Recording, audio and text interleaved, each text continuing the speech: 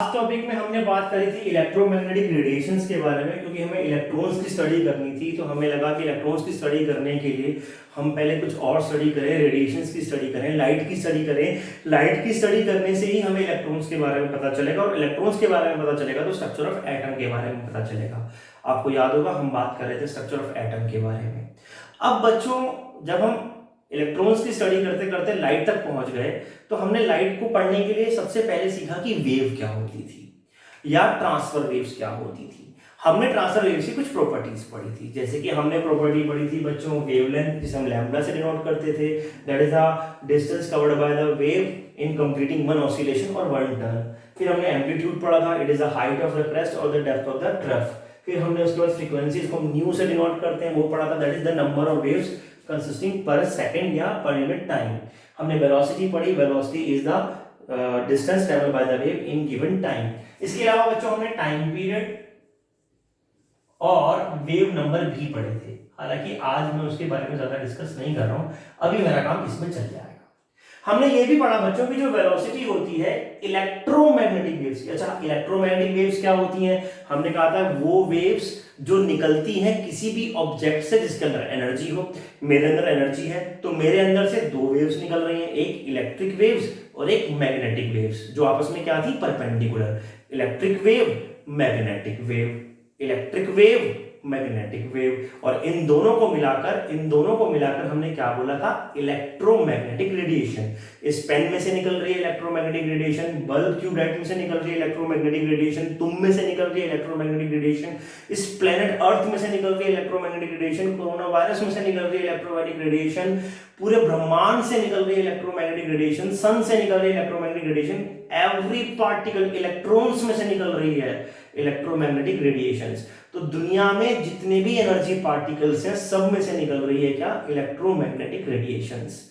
अब ये electromagnetic radiations की हमने प्रॉपर्टीज पढ़ी, wavelength, frequency, time period, velocity, amplitude and wave number etcetera. ठीक है बच्चों, हमने ये कहा था कि जो इलेक्ट्रोमैग्नेटिक रेडिएशंस होती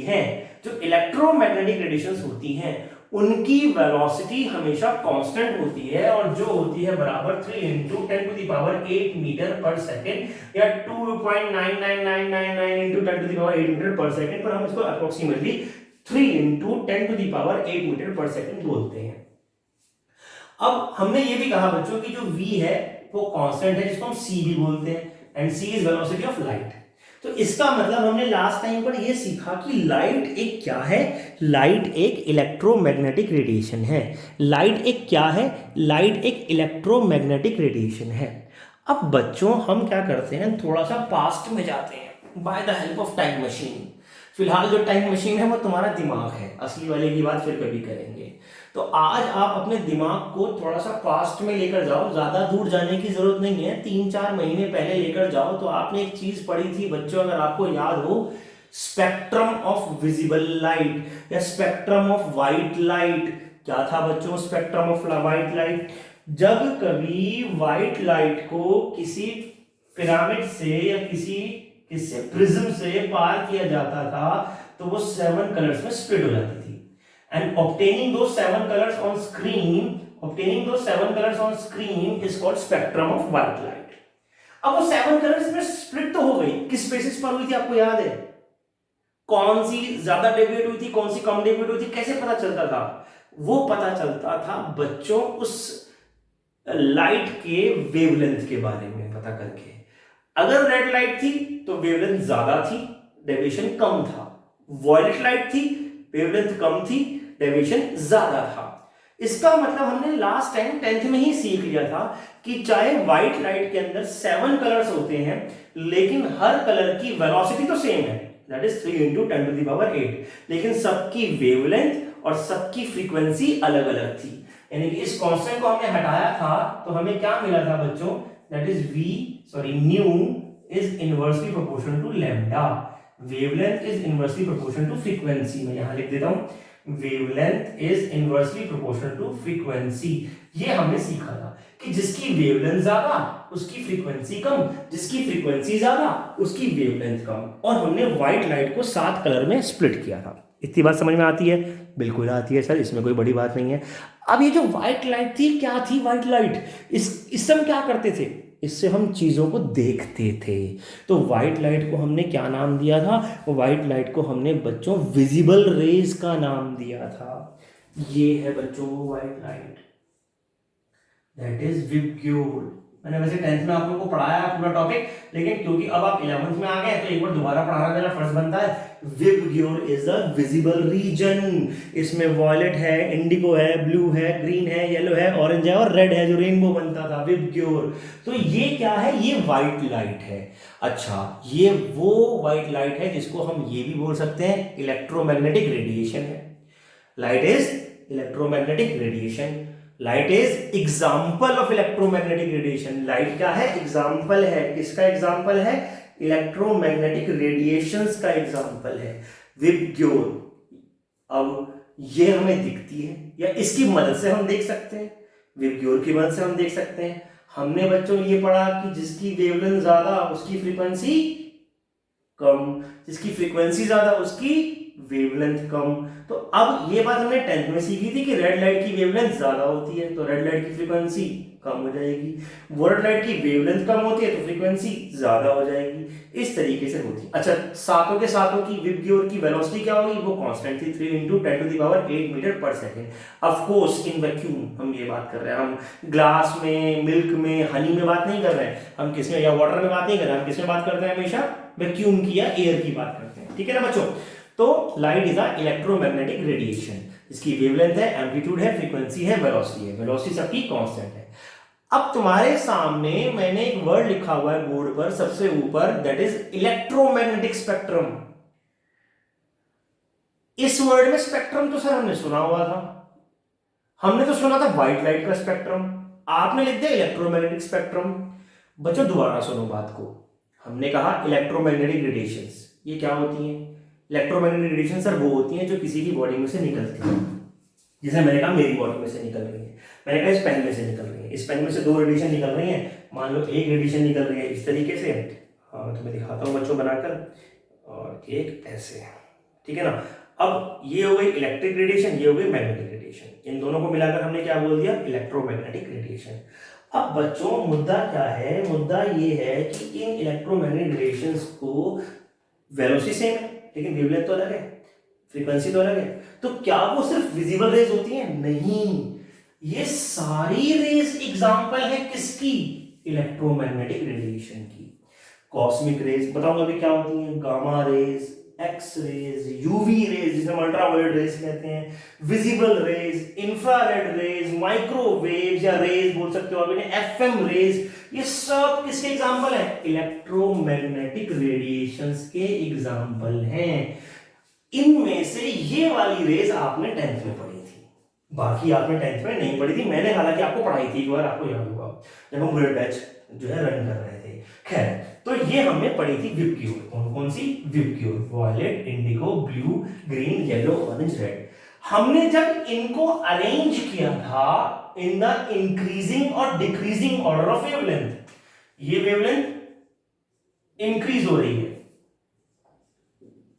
रेड की ज्यादा है, फ्रीक्वेंसी डिक्रीज हो रही है, रेड की फ्रीक्वेंसी कम है। इसको हमने बोला था स्पेक्ट्रम ऑफ व्हाइट लाइट। मैंने व्हाइट लाइट वर्ड यूज नहीं करा, स्पेक्ट्रम ऑफ व्हाइट लाइट नहीं कह रहा मैं तो कह रहा हूं सबको रख दो। इसका मतलब जो कॉस्मिक रेज हैं इनकी वेवलेंथ मिनिमम है, इनकी फ्रीक्वेंसी मैक्सिमम है। वेलोसिटी कितनी है? 3 × 10⁸ मीटर पर सेकेंड। क्योंकि कॉस्मिक रेज क्या है? Electromagnetic radiation. गामा रेज क्या है? Electromagnetic radiation. वेलोसिटी कितनी है? 3 × 10⁸ मीटर पर सेकेंड। वेवलेंथ कितनी है?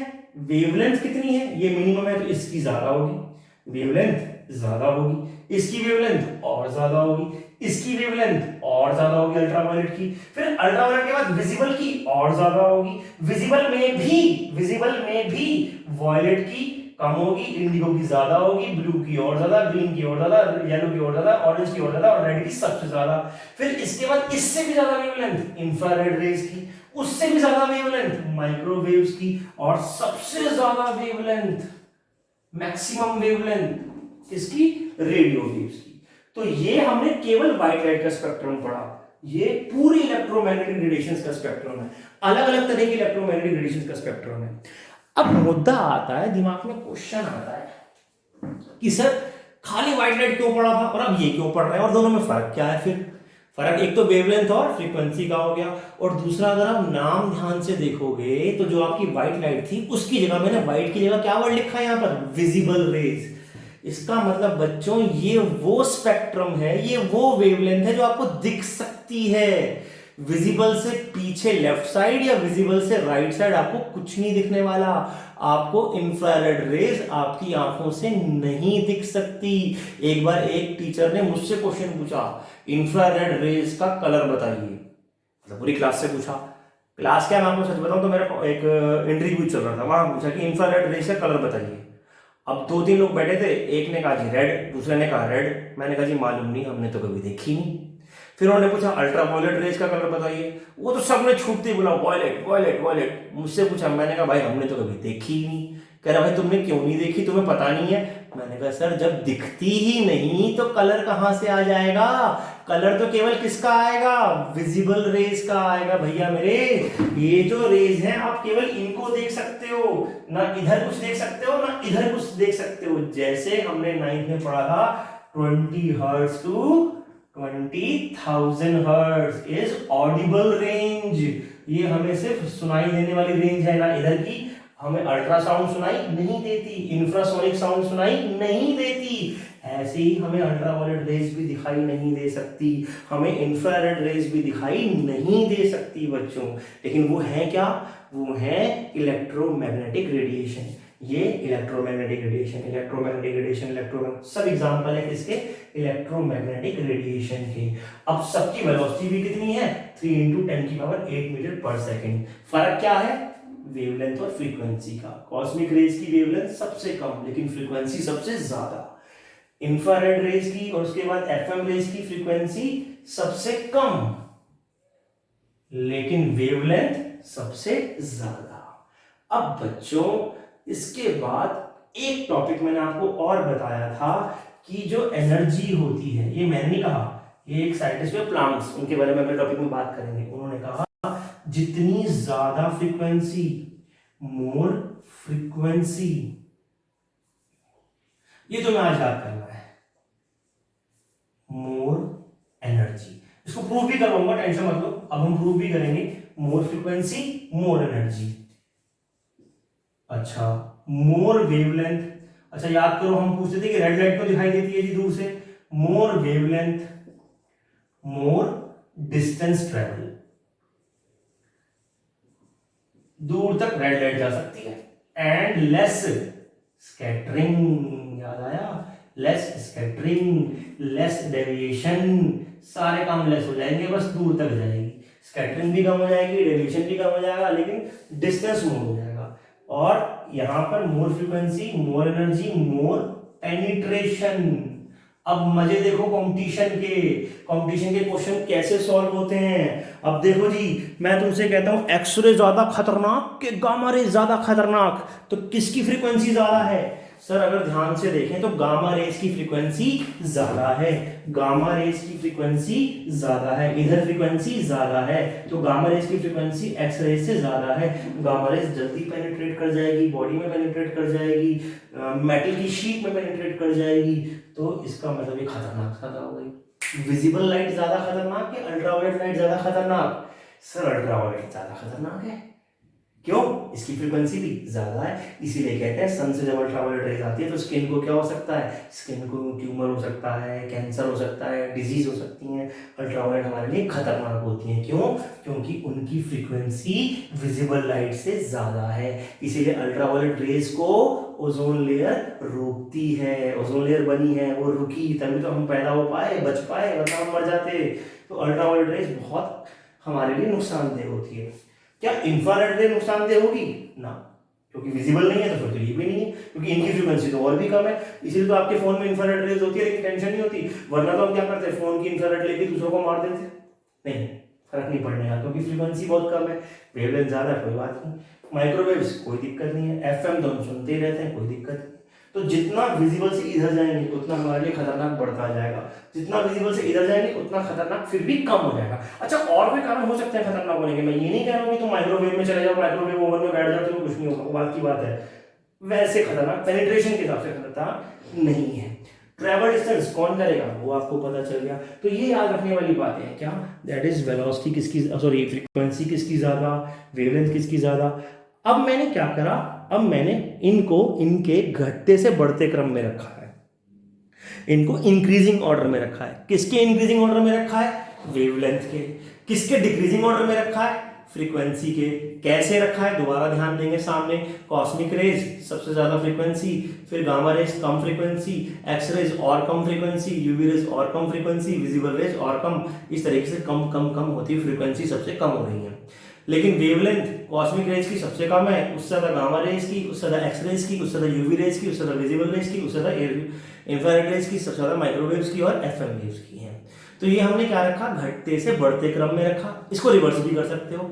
लेकिन अब इलेक्ट्रोमैग्नेटिक स्पेक्ट्रम की डेफिनेशन क्या बनी, ध्यान से सुनिएगा, बहुत ध्यान से लास्ट वर्ड सुनिएगा, that is the placement of the different electromagnetic radiations in order of increasing or decreasing wavelength or frequency is called electromagnetic spectrum. It is the increasing or decreasing order of wavelength or frequency of different electromagnetic radiations. अलग अलग electromagnetic radiations को उनके घटते से बढ़ते क्रम में frequency के या फिर वेवलेंथ के, जो सा आप ऑर्डर रखना चाहो, इसको पलट भी सकते हो आप, तो उस ऑर्डर में रखने को हम बोलते हैं क्या, इलेक्ट्रोमैग्नेटिक स्पेक्ट्रम। बच्चों आपको अलग अलग स्पेक्ट्रम की सब चीजें याद करने की जरूरत नहीं है कंपटीशन में, लेकिन याद करना पड़ता है कॉस्मिक रेज कैसे बनती हैं, गामा रेज कैसे बनती हैं। तो कॉस्मिक रेज जो बनती हैं वो आती हैं, मतलब मैं आपको अगले लेक्चर में बताऊंगा कैसे कैसे बनती हैं, ठीक है ना। तो जैसे हम बच्चों लास्ट बात कर रहे थे कि कॉस्मिक रेज है, गामा रेज है, एक्स रेज है, यूवी रेज है, ये सब क्या है, स्पेक्ट्रम में रखी है मैंने। कॉस्मिक रेज का हमने कहा वेवलेंथ सबसे कम है, गामा रेज का वेवलेंथ सबसे ज्यादा है, फिर वेवलेंथ बढ़ते बढ़ते बढ़ते बढ़ते रेडियो वेव्स का सबसे ज्यादा हो गया। फिर ऐसे ही जो फ्रीक्वेंसी है वो कॉस्मिक रेज की सबसे ज्यादा है, लेकिन गामा रेज की सॉरी उस पर गामा रेज की कम है, और घटते घटते घटते घटते रेडियो वेव्स की फ्रीक्वेंसी सबसे कम हो गई। ठीक है बच्चों, हमने बात की थी कि अब ये रेज बनती कहां से है, कहां मिलेंगी। तो बच्चों कॉस्मिक वर्ड पहली रेज बता रहा हूं, जो कॉस्मिक वर्ड है, कॉस्मिक वर्ड आता है फ्रॉम द प्लैनेट्स या स्पेस। स्पेस में जो बड़े बड़े ऑब्जेक्ट्स हैं, सन है, मून है और गैलेक्सीज हैं, स्टार्स हैं, इनसे जो रेज आ रही हैं उनमें से कुछ रेज ऐसी होती हैं जो कॉस्मिक रेज कहलाती हैं। हम तक आते आते वो खत्म हो जाती हैं, वो बात की बात है, क्योंकि मून हमसे दूर है, लेकिन स्टार्स तो हमसे और भी ज्यादा दूर है, तो वो कॉस्मिक रेज कहलाती हैं। अच्छा, इन कॉस्मिक रेज को ही हम बोलते हैं ग्रहों का प्रभाव। मंगल ग्रह से रे आ रही है, बुध से आ रही है, मार्स से आ रही है, वीनस से आ रही है, अलग अलग ग्रह से वेव्स आ रही हैं, वो कॉस्मिक रेज कहलाती हैं। फिर आते हैं बच्चों gamma rays. Gamma rays penetrating rays है। कहाँ पढ़ी थी गामा रेज, पहले कभी याद आ रहा है पढ़ी थी गामा रेज, बिल्कुल पढ़ी थी, रेडियो एक्टिविटी पढ़ाई थी मैंने, कहा था ना काम आएगी। रेडियो एक्टिविटी में 3 तरह की रेज निकली थी, अल्फा, बीटा, गामा। अच्छा, गामा से ज्यादा खतरनाक कौन सी है, बीटा। बीटा से खतरनाक कौन सी है, अल्फा। वो मैंने यहाँ रखी, वो भी रख सकता हूँ, अल्फा, बीटा, गामा। कॉस्मिक के बाद अल्फा, अल्फा के बाद बीटा, बीटा के बाद गामा, लेकिन मैंने फिलहाल गामा रेज रखी क्योंकि एग्जाम में ज्यादातर ये पूछी जाती है इस टॉपिक के अंदर माइंडेड। फिर एक्स रेज। एक्स रेज भी पहले पढ़ी है, कहाँ पढ़ी थी, जे थॉमसन के मॉडल में पढ़ी थी। When the cathode rays strike on any metal sheet they emit X rays, तो वहां से एक्स रेज निकलती हैं। यूवी रेज कहां से निकलती हैं, चलो एक एग्जांपल तो हमें पता है, सन से निकलती हैं। इसके अलावा बच्चों नियॉन लैंप हो गया, हाइड्रोजन लैंप हो गया, इनमें से भी यूवी रेज निकल सकती हैं। क्योंकि जैसे मान लो अभी, अच्छा आपके घर में कोई ऐसी चीज है जिसमें से यूवी रेज निकलती हैं, कोई चीज ऐसी आपको याद हो, आरओ प्यूरीफायर। आरओ प्यूरीफायर के अंदर अल्ट्रा वायलेट प्रोटेक्शन होती है, तो अब आरओ प्यूरीफायर में जो सन फिट नहीं कर रखा, उसमें क्या नियॉन लैंप लगा रखा है, या कोई ऐसा लैंप लगा रखा है जिसमें से यूवी रेज निकलती है। विजिबल रेज ऑफ कोर्स जितने भी ल्यूमिनस ऑब्जेक्ट होते हैं, जैसे कि sun, tube light, anything, any luminous object will emit visible rays with pure white light, जिसे हम देख सकते हैं। फिर आती है इंफ्रारेड रेज। इंफ्रारेड बेटा दुनिया में कोई भी चीज जो हॉट होती है, हीट अप होती है, उसको में से क्या निकलते हैं, इंफ्रारेड रेज। याद है मैंने आपको एक बात बताई थी, किसी को क्या बोलना है, किसी को बोलना है यू आर चलो बाद में बात करेंगे इसके बारे में। जिन बच्चों ने मुझसे पढ़ रखा है 10th में उन्हें पता होगा क्या बोलना है। तो इंफ्रारेड रेज, अभी हम वीडियो लेक्चर्स में इस बारे में बात नहीं करते। इंफ्रारेड रेज, तो infrared rays any body which have heat which content heat can emit infrared rays. Microwave, of course आपने देखा होगा माइक्रोवेव ओवन होता है, उसके अंदर एक लैंप होता है, तो उसके अलग लैंप आते हैं, वहां से निकलती है। फिर रेडियो वेव्स और एफएम वेव्स भी हम क्या कर सकते हैं, अलग अलग ऑब्जेक्ट से एमिट करवा सकते हैं, और ये वैसे भी नेचर में प्रेजेंट होती हैं रेडियो वेव्स। ये बेसिकली जो रेडियो वेव्स हैं इनको अगर आप प्रोड्यूस करवाना भी चाहते हो, और खासतौर पर माइक्रोवेव्स और रेडियो वेव्स को अगर आप प्रोड्यूस करवाना चाहते हो, तो ये प्रोड्यूस होती हैं बच्चों किससे, इलेक्ट्रिकल स्पार्क से। मतलब हम क्या करते हैं बेसिकली, हम कैसे समझाऊंगा आपको, ठीक है। जैसे मान लीजिए आपने क्या करा, दो वायर ली, दो वायर में जो कि कनेक्टेड है बैटरी से, आप दोनों को टच करोगे तो एकदम से चिंगारी से निकलेगी, इलेक्ट्रिकल स्पार्क निकलेगा। उन स्पार्क्स में से भी क्या निकलती है, रेडियो वेव्स और माइक्रोवेव निकलती हैं। अब इसका मतलब कि सारी जगह से वहीं से निकलती है, नहीं, और भी तरीके हैं। ये एक एग्जांपल बता रहा हूँ कि यहाँ से भी निकल सकती हैं। तो ये अलग अलग ओरिजिन है इन सब वेव्स का। बच्चों इसके ऊपर क्वेश्चंस आएंगे, कौन सी वेव का वेवलेंथ ज्यादा है, किसका वेवलेंथ कम है, किसका पेनिट्रेशन पावर ज्यादा है, किसका पेनिट्रेशन पावर कम है, किसकी एनर्जी ज्यादा है, किसकी एनर्जी कम है, किसकी वेवलेंथ ज्यादा है, किसका डिस्टेंस ज्यादा है, कौन ज्यादा डेविएट हो सकता है, ये सब बातें आपस में डिपेंड करती हैं। मैं इसके नोट्स भी आपको भेजूंगा। इसके अलावा अब हम क्या करेंगे, इनके न्यूमेरिकल्स करेंगे, कुछ न्यूमेरिकल्स करेंगे। माइंडेड सभी इलेक्ट्रोमैग्नेटिक रेडिएशन की वेलोसिटी जब तक ना कही जाए 3 × 10⁸ मीटर पर सेकेंड होती है। इसके बेसिस पर कुछ न्यूमेरिकल्स मैं आपको सेंड करूंगा आज, और उसको आप असाइनमेंट्स के तौर पे करेंगे, प्रैक्टिस करेंगे। This are very important.